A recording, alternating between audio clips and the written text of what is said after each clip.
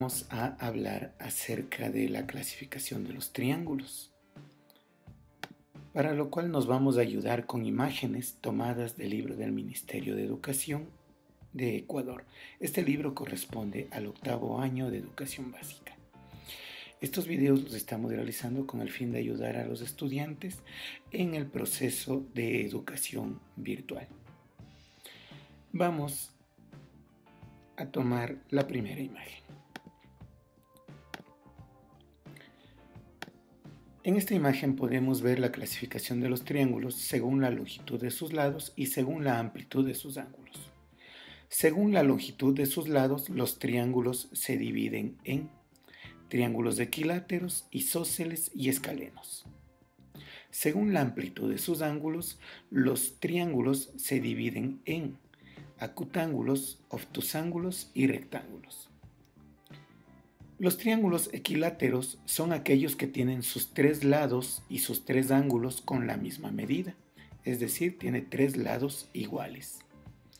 El triángulo isósceles se caracteriza por tener 2 lados iguales y un lado desigual, ¿sí? Es decir, 2 lados con la misma medida y otro lado con medida diferente. El triángulo escaleno se caracteriza por tener 3 lados completamente desiguales. Ninguno de los 3 lados tiene la misma medida. Ahora, los triángulos, según la longitud de sus ángulos, se dividen en acutángulos. Esto significa que sus 3 ángulos son ángulos agudos, es decir, ángulos menores a 90 grados. Recordemos que los ángulos se clasifican de la siguiente manera. Tenemos los ángulos agudos, que son ángulos menores de 90 grados, menor que 90 grados. Tenemos los ángulos obtusángulos.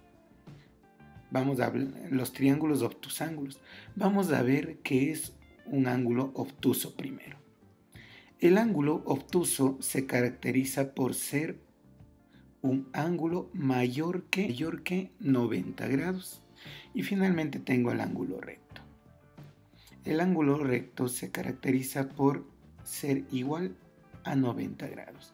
Esta es la clasificación de los ángulos. De esta manera los triángulos toman su nombre. El ángulo acutángulo está formado por 3 ángulos agudos.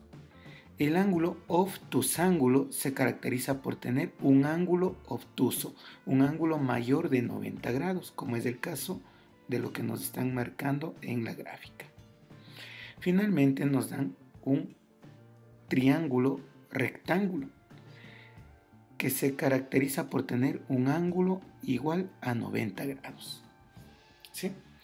Y eso es todo con respecto de la clasificación de los triángulos.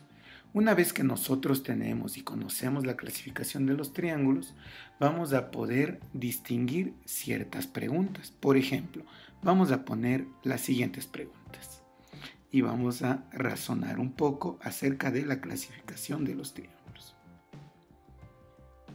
Me dice lo siguiente. Subraya las afirmaciones que son verdaderas y justifica. Nosotros no vamos a subrayar, vamos a colocar si la afirmación es verdadera o falsa. Esto lo vamos a hacer con el fin de razonar acerca de lo que habíamos hablado hace un momento. Me dice, si un triángulo es isósceles, entonces es equilátero. ¿Qué era un triángulo isósceles? El triángulo isósceles se caracterizaba por tener 2 lados iguales y un lado desigual. Por lo tanto, esta afirmación es falsa, ya que para que sea un triángulo equilátero es necesario que sus 3 lados sean iguales. ¿Sí? Un isósceles no puede ser equilátero. B. Si un triángulo es equilátero, entonces es isósceles. También es falso. Acabábamos de decir hace un momento que un triángulo equilátero tiene sus tres lados iguales, mientras que un triángulo isósceles solamente tiene dos lados iguales y un lado desigual. Entonces, esto es falso. Vamos al literal C. Si un triángulo es rectángulo, entonces es equilátero.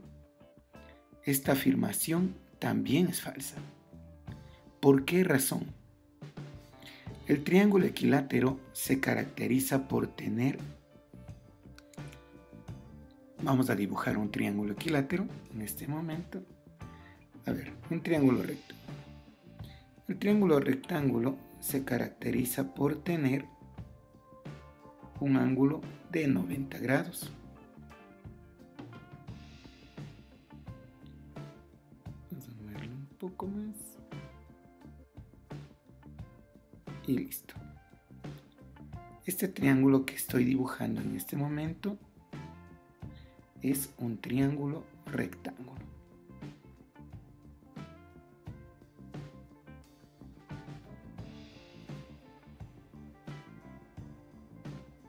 Listo. Sabemos que en un triángulo rectángulo estas medidas, la medida del lado A y el lado B, siempre van a ser menores que la medida del lado C. Estas dos medidas incluso podrían ser iguales, pero nunca van a ser iguales a la longitud del lado C. El lado C se conoce como la hipotenusa. Entonces, si el triángulo es rectángulo, es imposible de que sea equilátero, ya que estos tres lados nunca van a ser iguales. Dejamos los tres ejercicios restantes para que ustedes, estudiantes, los puedan resolver en sus respectivos hogares, usando el mismo razonamiento que usamos con los ejercicios anteriores. Al mismo tiempo les invitamos a que se suscriban porque seguirá habiendo más ejercicios a lo largo del tiempo de cuarentena.